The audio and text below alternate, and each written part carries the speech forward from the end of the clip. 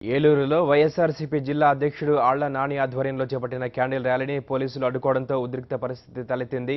ఆళ్ల నాని నివాసం నుంచి fire station మార్గంలో మొదలైన ర్యాలీని పోలీసులు అడ్డుకున్నారు. పరిస్థితి ఉద్రిక్తంగా మారడంతో ఆళ్ల నానితో పాటు మాజీ ఎమ్మెల్యేలు కారుమూరి శ్రీనివాసరాజు, సర్రాజు, తానేటి వనితలతో పాటు ఎమ్మెల్సీ మేకా శేషుబాబు, కోటగిరి శ్రీధర్ సహా పలువురు నాయకులను పోలీసులు బలవంతంగా ఏలూరు 3 టౌన్ స్టేషన్కు తరలించారు. అరెస్టు చేసిన నాయకులను వెంటనే విడుదల చేయాలని డిమాండ్ చేస్తూ పిఎస్ ముందు కార్యకర్తలు స్టేషన్ ముందు ధర్నాకు దిగారు.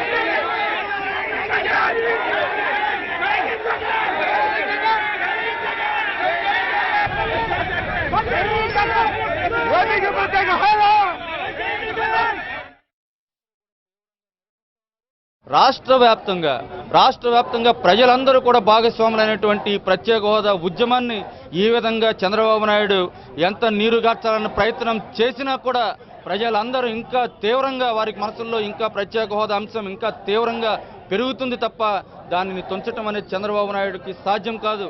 ప్రజలందరూ కూడా చంద్రబాబు నాయుడు ప్రభుత్వాన్ని రానున్నటువంటి రోజుల్లో కోకటి వేళ్లతో పెకలించడానికి ఈరోజే నాందని చెప్పి మేము తెలియజేస్తా ఉన్నాం. చంద్రబాబు నాయుడికి ఇదేం కొత్త కాదు.